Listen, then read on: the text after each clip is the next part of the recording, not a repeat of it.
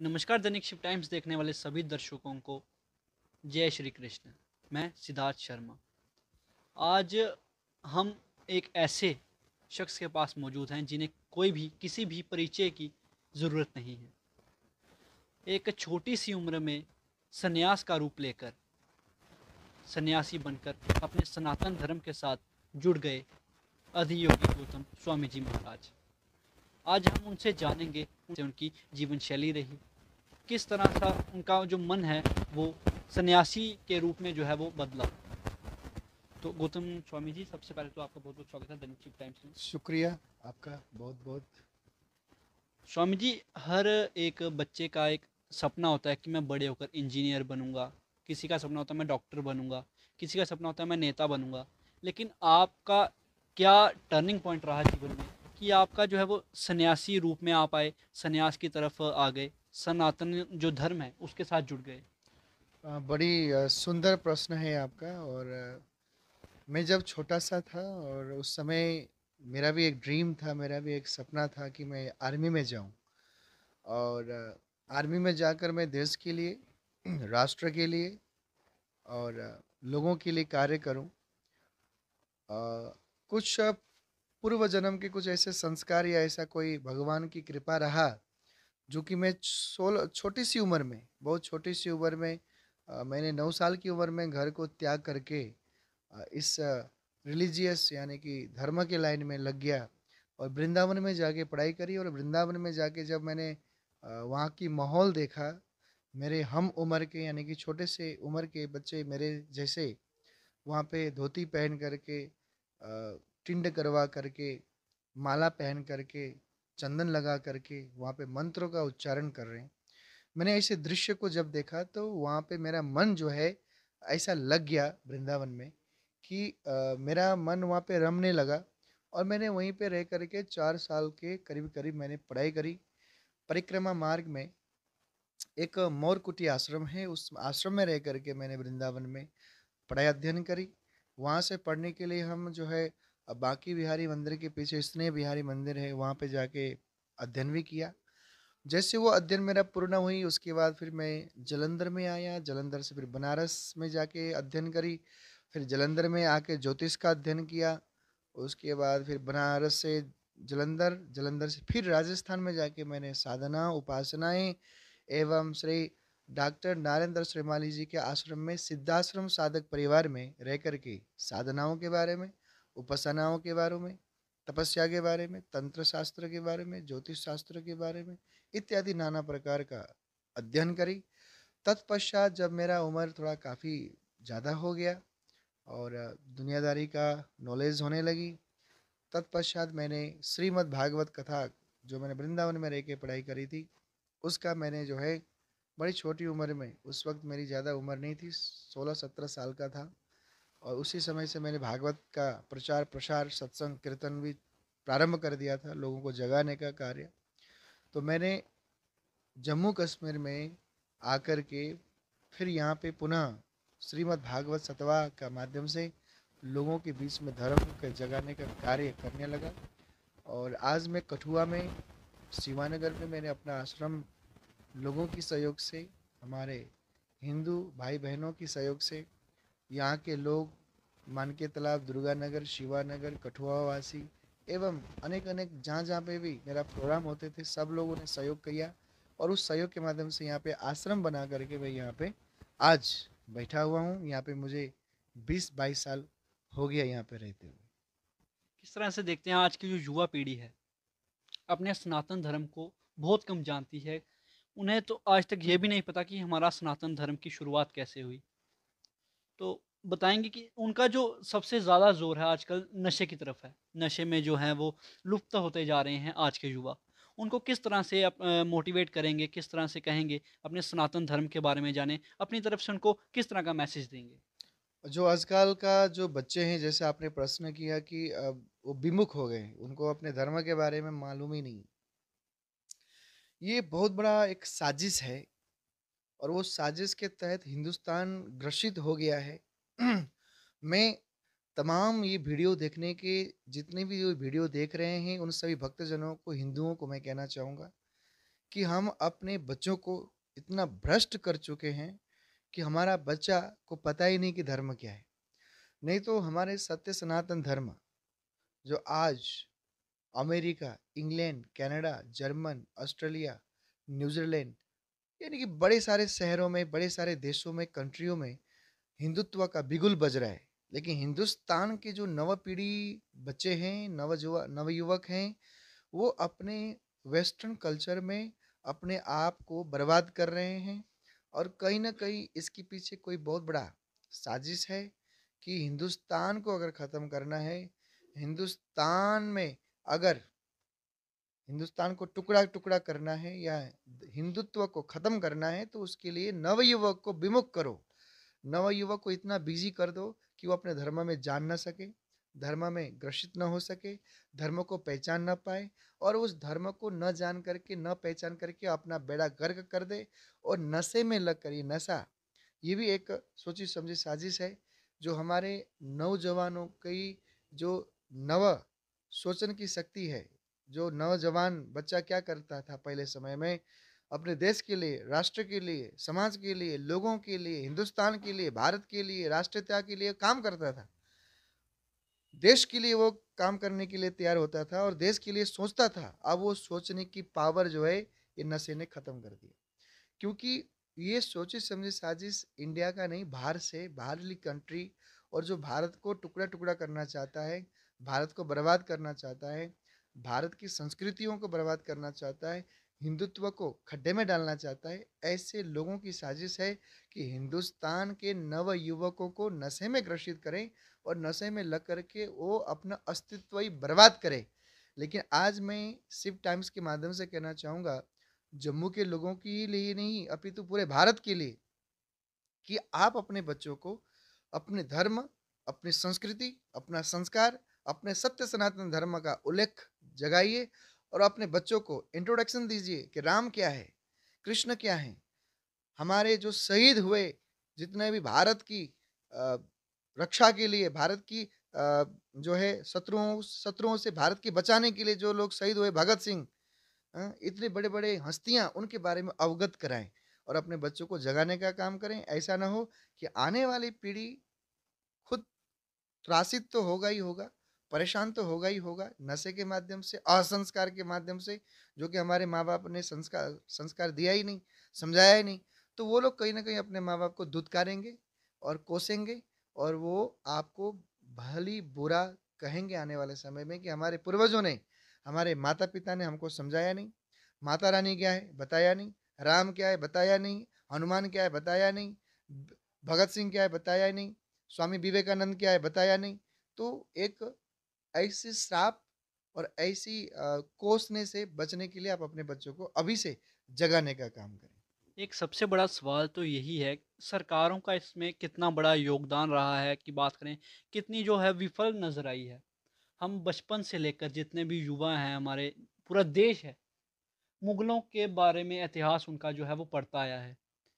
हमारे जो सनातन धर्म के बारे में जो हमारे राजा महाराजा रहे हैं, उनके बारे में आज तक जो है वो हमें नहीं पढ़ाया गया। हम बात करेंगे जम्मू कश्मीर की, तो डोगरों का तो ज़िक्र भी नहीं किया गया है किसी भी किताब में, किसी भी पत्र में, किसी भी लेख में।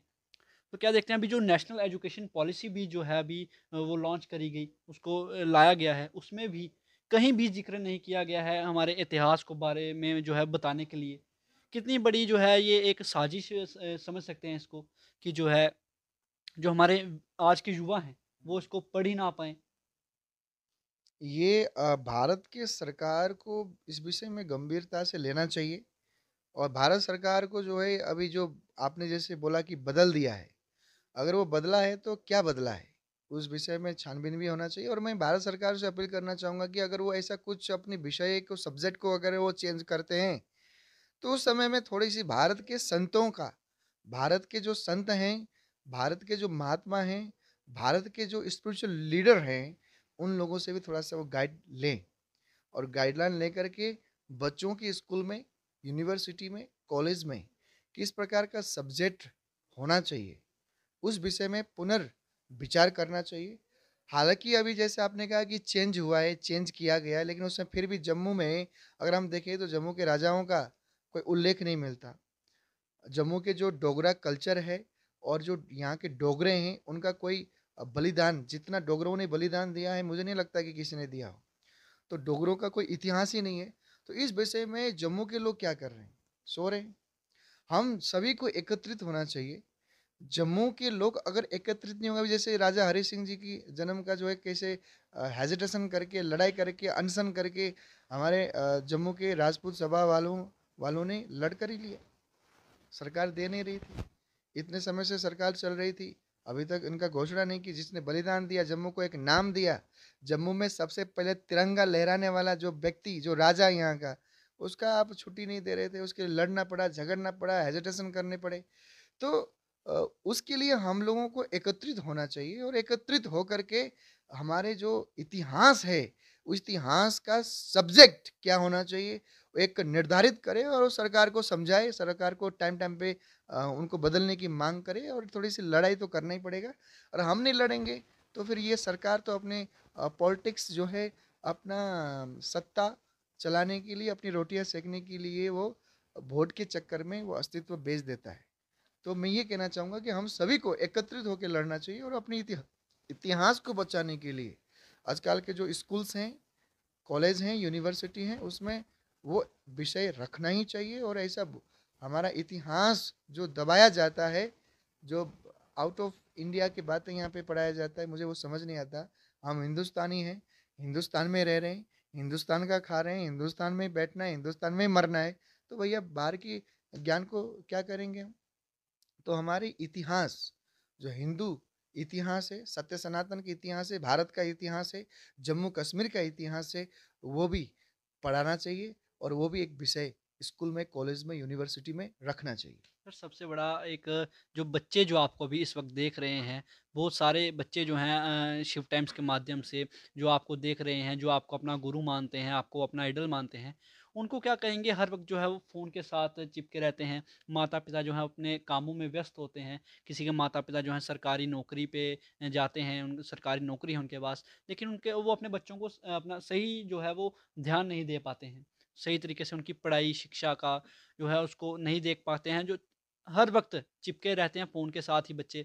नई नई गेम्स जो आ रही हैं, ऑनलाइन गेम्स, जिसके साथ अभी बहुत सारे जो हैं वो वाक़या घटित हो जाते हैं। कोई सुसाइड कर लेता है, तो जैसे पबजी जैसी जो गेम्स हैं, जो अभी फ़िलहाल बंद कर दी गई हैं, उन बच्चों को क्या कहेंगे? अपने एक क्या संदेश देंगे कि फ़ोन के साथ एक टाइम दें? कुछ अपनी तरफ से क्या मैसेज देंगे उनको?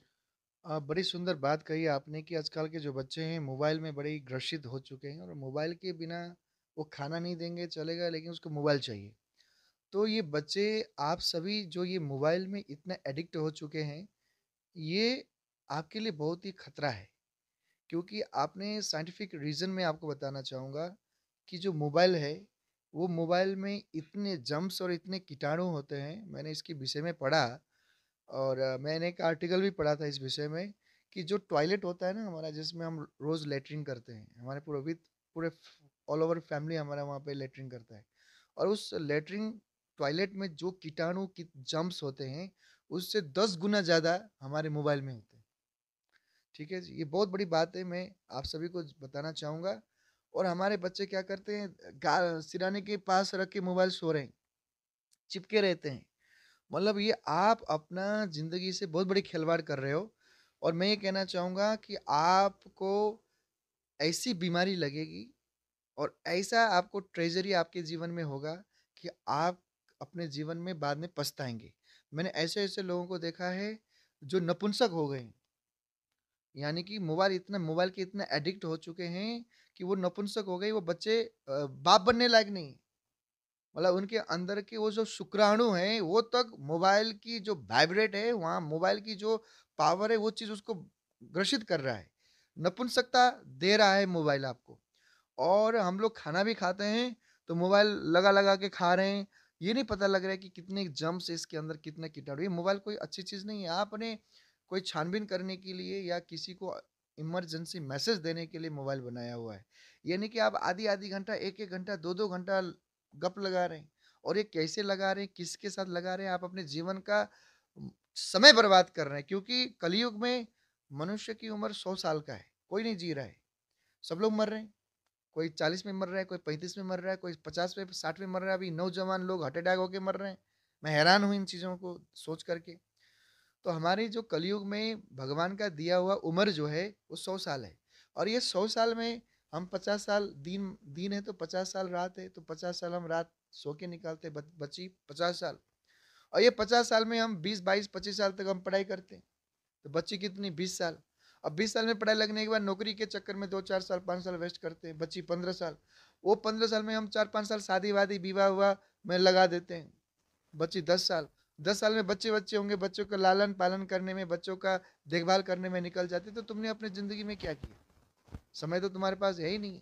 लेकिन मोबाइल के अंधा गेम में हम पड़ गए हैं, अपने जीवन का मूल उद्देश्य भूल चुके हैं। मोबाइल में इतने खो गए हैं कि हमको देश दुनिया धर्म संस्कृति संस्कार परमात्मा अस्तित्व आत्मा शरीर जीवन लाइफ मालूम ही नहीं। मोबाइल में अपना जीवन देकर नवयुवक अपना आप को बर्बाद कर रहा है। और उनको करने के लिए कुछ नहीं है, एक तो बेरोजगारी भी है। जम्मू कश्मीर की गवर्नमेंट को नौकरी देना चाहिए, स्कैम पे स्कैम करके स्टेप पे स्टेप करके जम्मू कश्मीर के बच्चे भी खज्जल हो रहे हैं।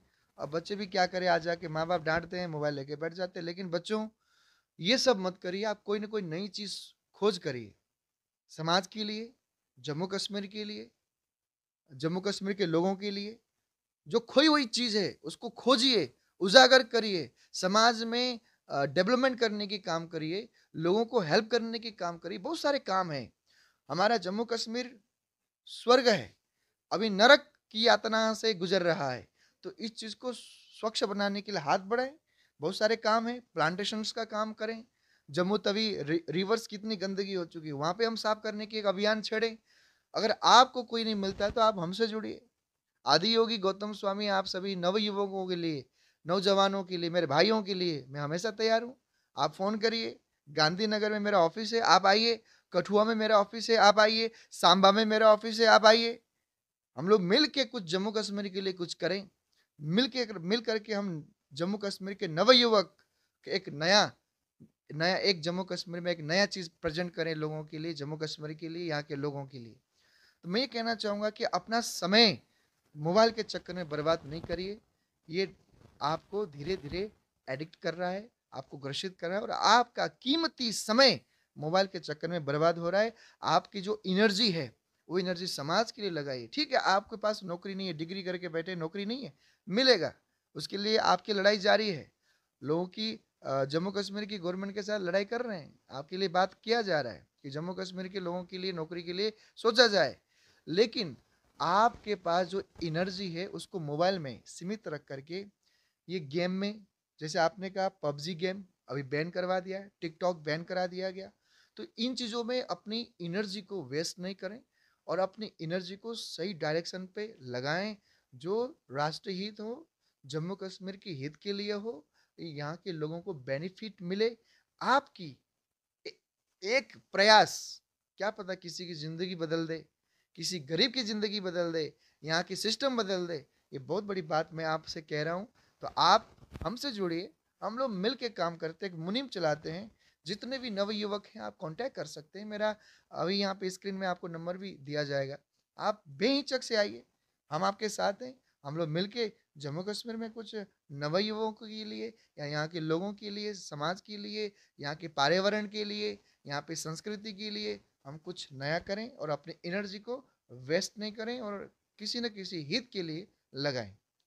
सर, हम एक अपने पर्सनल सवाल आपसे पूछेंगे। हमारे साथ एक कई सारे ऐसे युवक हैं, जब उनसे बात करेंगे कि भगवान के लिए, तो वो पीछे हट जाते हैं, कहते हैं कि मैं भगवान के नाम को या ऐसी इन चीज़ों को नहीं मानता हूँ।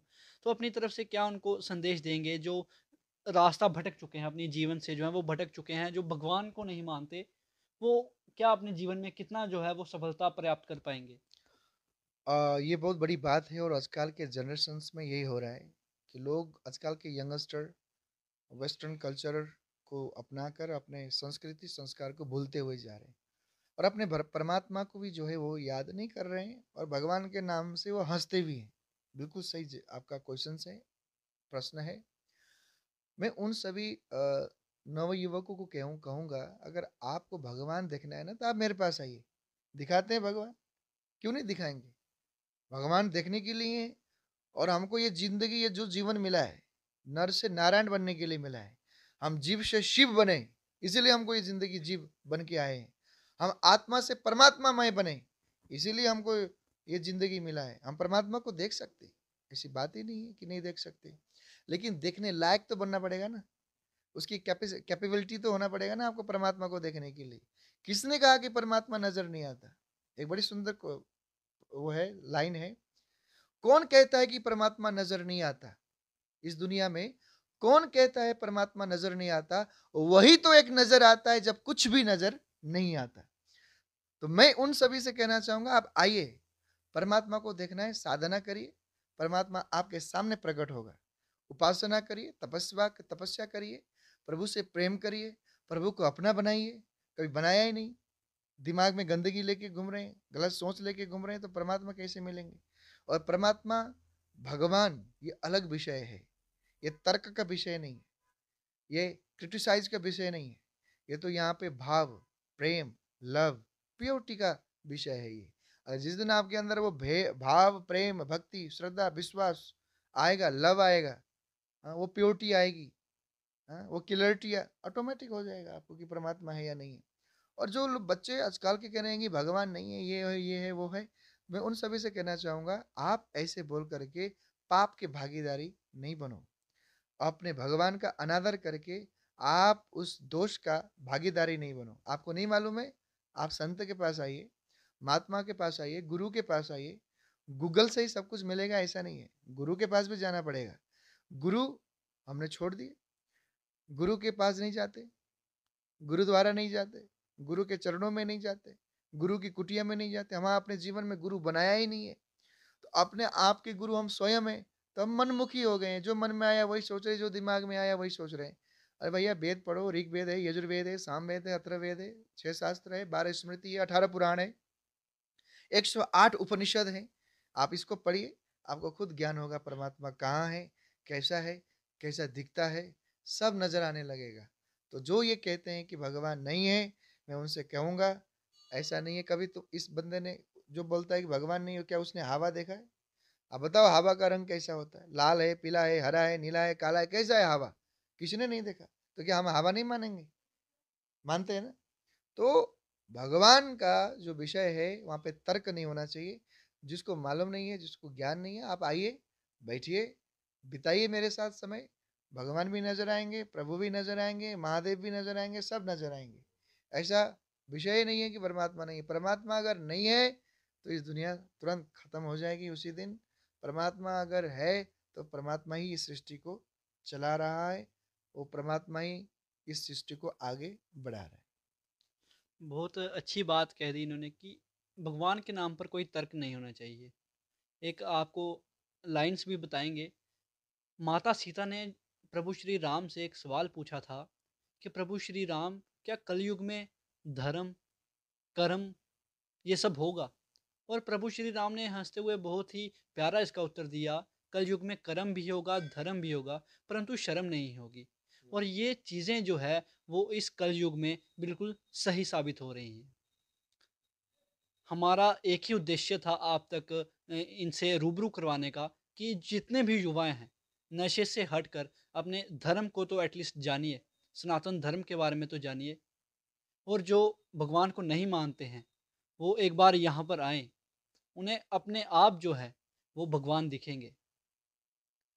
और अब जितनी भी लोग इस वीडियो को देख रहे हैं, वो एक बस इस वीडियो को ज़्यादा से ज़्यादा शेयर करें कि युवाओं जो हैं और जितने भी लोग जो हैं जो सनातन धर्म को नहीं जान पाए हैं अभी तक, वो उनके कुछ ना कुछ इस वीडियो को माध्यम से आप सब कुछ जानेंगे। एक हिम्मत आएगी आप में कि हम सनातन धर्म के बारे में जानने का एक पहला कदम जो है, पहली सीढ़ी जो है वो चढ़ें। कठुआ से सिद्धार्थ शर्मा, दैनिक शिव टाइम्स। जय हिंद, जय भारत।